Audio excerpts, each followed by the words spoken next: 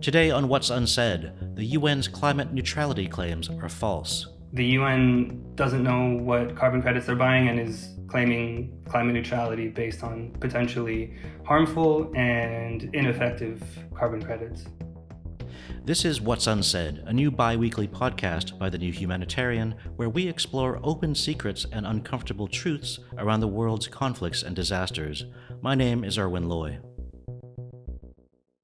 The United Nations says its global operations are almost entirely climate neutral, but a new investigation by my colleagues at the New Humanitarian and journalists from Mongabay casts some serious doubt on these claims.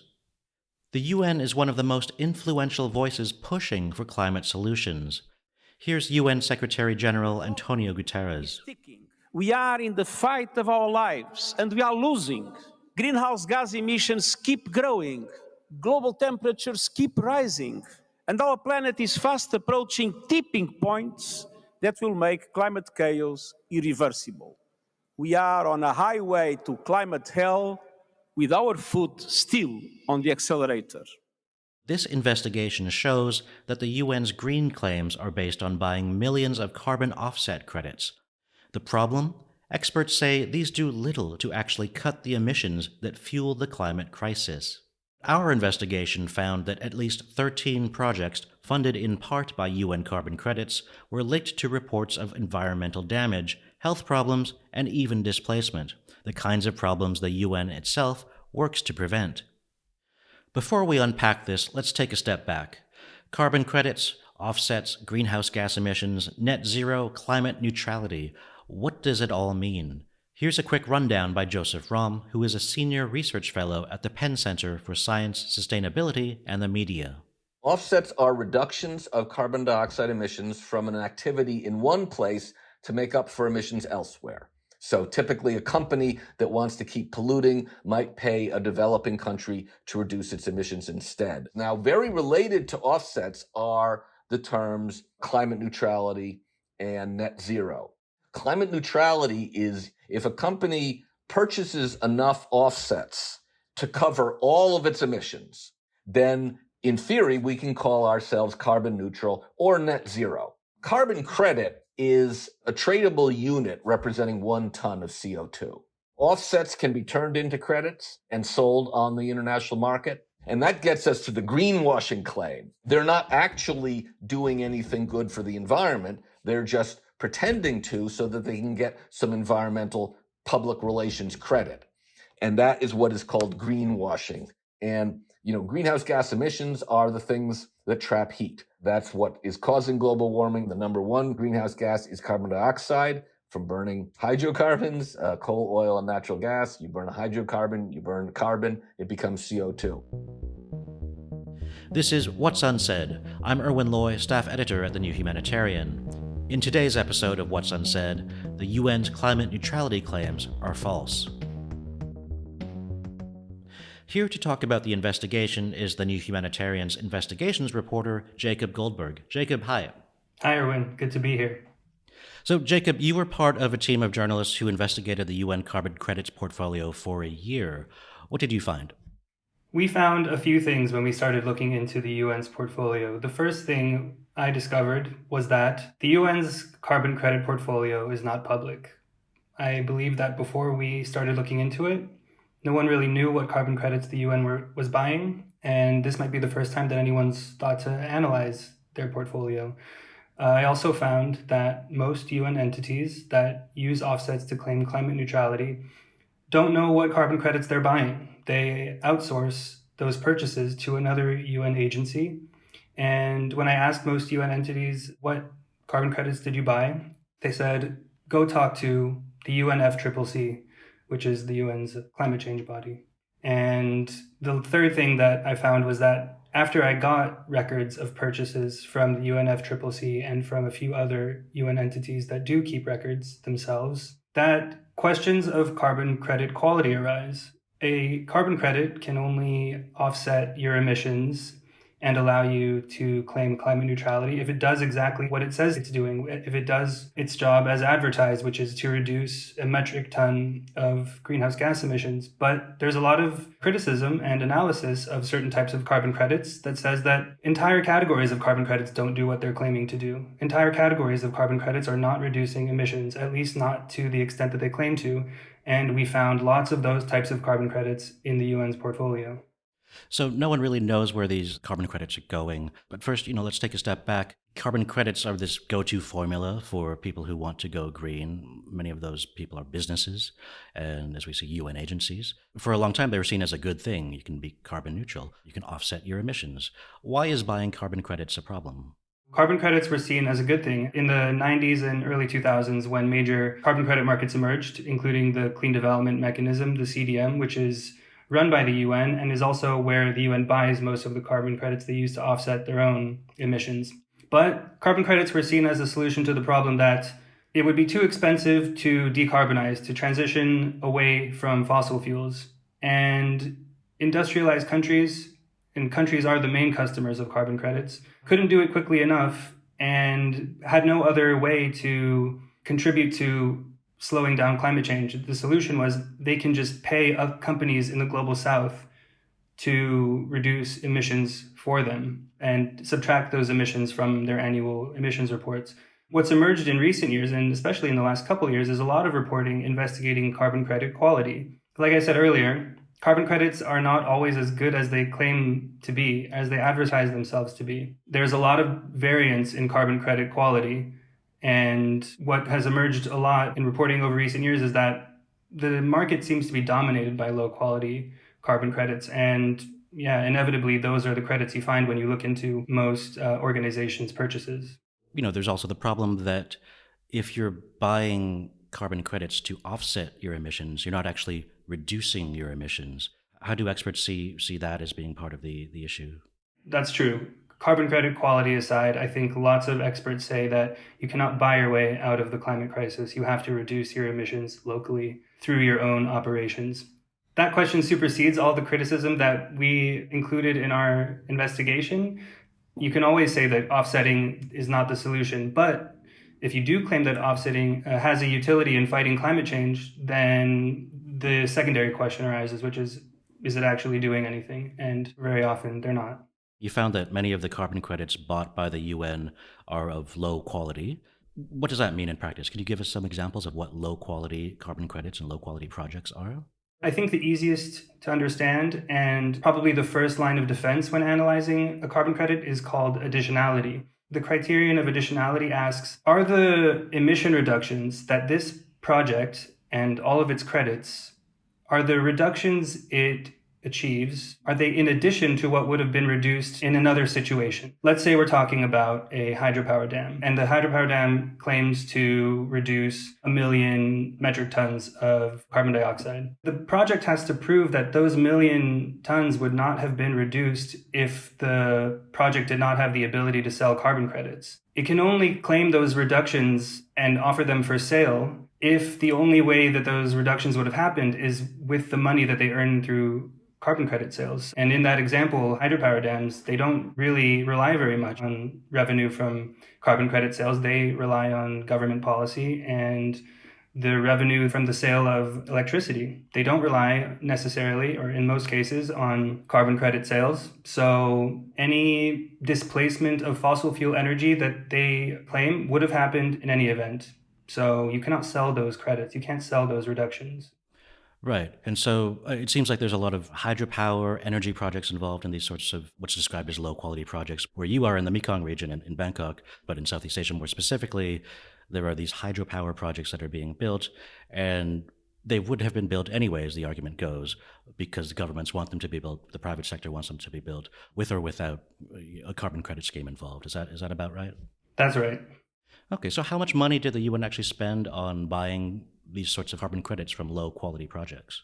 We calculated that the UN spent just under $8.5 million on carbon credits between 2012 and 2022. I should say that not all UN entities gave us their spending data. So some spending is not included in that calculation. But from what we found, $8.5 million. And of that, About 3.3 million went to hydropower and wind projects, so renewable energy projects, which are the type that many experts say do not rely on carbon credit revenue and should not be eligible to sell carbon credits. Wind and hydropower are just two types of renewable energy projects. There are others like geothermal and solar, and renewable energy projects are just a fraction of the types of projects that experts say are not additional or are of low quality for other reasons. But we concentrated on what would be easy to explain, and those were the renewable energy projects. So 3.3 million credits from those, but we also found that around half of what the UN bought belonged to project categories, project types, that some experts say are high risk, meaning they have the lowest likelihood of being additional. So you could say that half of them, or just above half of them, raise questions. Now, speaking about some of these high risk projects, the investigation is online right now at the new humanitarian.org. Reading it, I'm struck by the fact that several of the projects that you've talked about, that you've reported on, appears to be a situation where it's linked to environmental damage, health concerns, and even forced displacement. Can you tell us more about these projects? So these harms, or alleged harms that some projects caused, they're separate from the question of whether they actually reduce emissions in the atmosphere. These are things that other journalists and NGOs have reported on, not because they were interested necessarily in carbon credits, but they were looking at the harms caused by, for example, a hydropower dam on the surrounding community, or a waste to energy plant at a landfill. And these projects that have been reported on by others previously, they happen to be registered by the Clean Development Mechanism as projects that can sell carbon credits. I looked at all of the projects that I could trace to the UN's portfolio, and I did a Google search and I looked at environmental databases to see if any of these projects had come up before as being potentially harmful. 13 of them had accusations like that against them in earlier reporting. I'll talk to you about two of them. One is called the Oklo Waste to Energy Plant in New Delhi. The UN bought around 4,000 credits from this project, and it's been accused of emitting toxic particles way above the permitted limit in New Delhi. And the people in the neighborhood have been protesting that landfill and the waste to energy plant for years. And they have a case in India's Supreme Court about it, trying to either shut it down or get it to make changes that would stop those harmful particles from being emitted. That's still ongoing. Another project that's particularly infamous is the Teles Pires hydropower dam in Brazil in the Amazon.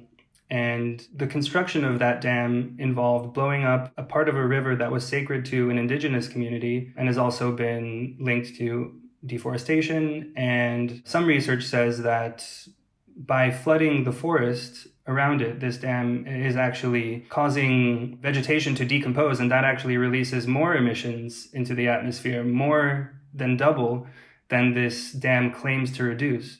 You would think that the UN would have information on rights abuses linked to projects it buys carbon credits from. So who's at fault here? Is it the people who are buying the carbon credits or the people who are selling these credits? Right. So the onus also falls on the certifiers of carbon credits. In the UN's case, that's mainly the Clean Development Mechanism. And to get a project certified to issue credits, it has to be validated by third-party consultants. It has to be approved by the CDM board. And all of the projects I just mentioned, they have been through that process and they have been approved and they're allowed to sell carbon credits. So it's not clear why these are getting through and why they're allowed to continue selling carbon credits. So the UN has an agency that is supposed to oversee the quality of the projects where it buys carbon credits. How come it's still possible for these low quality and high risk projects to be approved and used as offsetting? Well, there is a UN agency that, like I said before, is responsible for buying carbon credits on behalf of most other UN entities. Most UN entities don't know what they're buying. They don't select the types of credits they're buying or the types of projects they come from. There are some guidelines, but we couldn't get their answer on what those guidelines exactly were. So the UNFCCC buys these credits in bulk from another organization called the Adaptation Fund. And the Adaptation Fund, like the CDM, is an outgrowth of the Kyoto Protocol negotiations in the 90s and 2000s. and they fund projects that help mitigate the effects of climate change. But to fund those projects, the Adaptation Fund raises money by selling a portion of all credits created by the CDM. We heard it was 2%, and they use that revenue to fund their operations and climate change adaptation projects. So since the UNFCCC is buying them in bulk, they're not necessarily looking at what they're buying, and then as a result of that, UN entities also don't really know what they're buying. The way one UN official described that process to us is that these credits are assigned randomly. We're speaking about carbon credits, and a lot of businesses, a lot of agencies buy carbon credits. Why focus specifically on the United Nations? The UN is not the biggest emitter of greenhouse gases in the world, not by far. There's 100 companies that emit 70% of all greenhouse gases.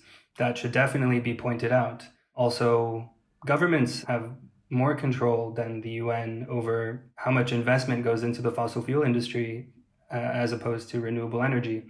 But the UN has a major role to play in guiding governments toward actions that would slow the pace of climate change. The UNFCCC, which I mentioned earlier, the same UN entity that buys carbon credits on behalf of most other UN entities, is the same one that oversaw the Paris Agreement negotiations, that organizes the COP meetings every year, that bring world leaders together to discuss how to fight climate change.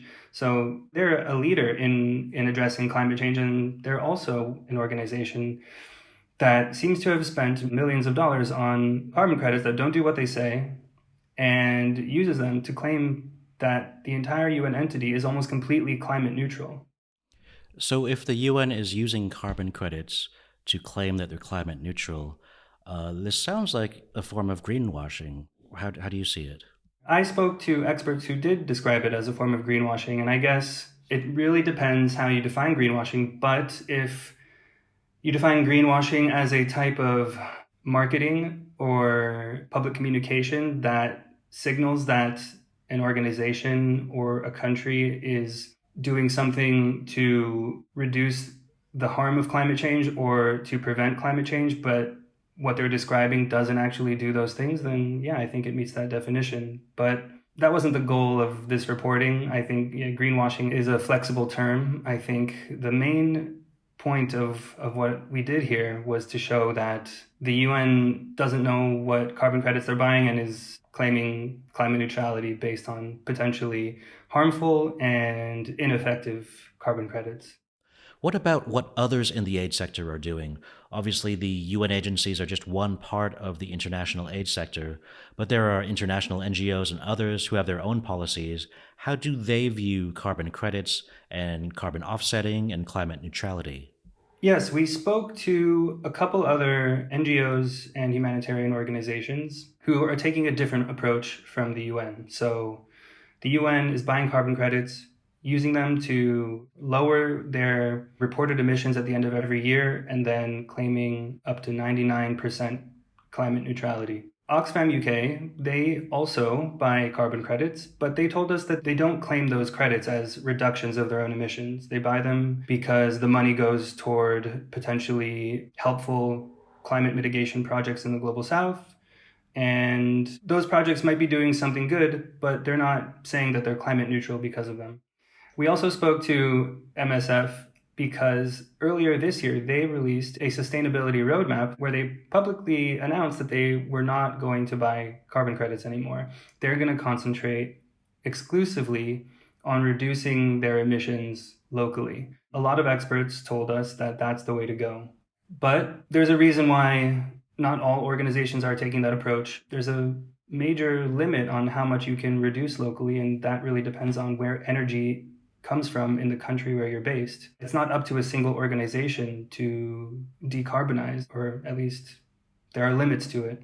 The UN committed in 2014 to become climate neutral by 2020, and the only way they could meet that goal was by offsetting. They couldn't avoid fossil fuel energy completely in a 6-year period, 7-year period. There's no way they could have done it, and that's why it seems like they used carbon credits to meet that goal. So, if carbon credits and offsetting emissions aren't the answer, what are some other possible solutions? Yes, we thought long and hard about what alternative approach we could recommend to organizations that want to do something better, more effective at preventing climate change than buying carbon credits. And it was really hard. All of the organizations that I've mentioned earlier, including the UN, are taking certain measures to reduce their emissions locally. The UN itself, they are trying to make their facilities more energy efficient. They're encouraging staff to fly economy instead of business class. And they're trying to reduce single-use plastic. But that's not going to get you to climate neutrality. An organization doesn't have control over whether their energy grid involves fossil fuels. So I think there's a limit to what a single organization can do to prevent climate change. But what a lot of experts told us is that, at the very least, they should not be claiming climate neutrality, especially not based on carbon credits, and especially not based on low quality carbon credits.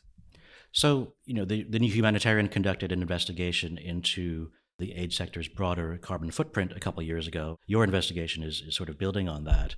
And it turns out then as now, getting a full picture of actual emissions and a carbon footprint can be quite difficult. Through all of this, I think one view that I hear sometimes from aid workers is that humanitarian groups do this life-saving work in really difficult environments, as you say, where you can't really guarantee what your fuel source is, what your energy source is. So when you're doing life-saving work, surely reducing greenhouse gas emissions, it takes a back seat, I think is the argument. How do you see that?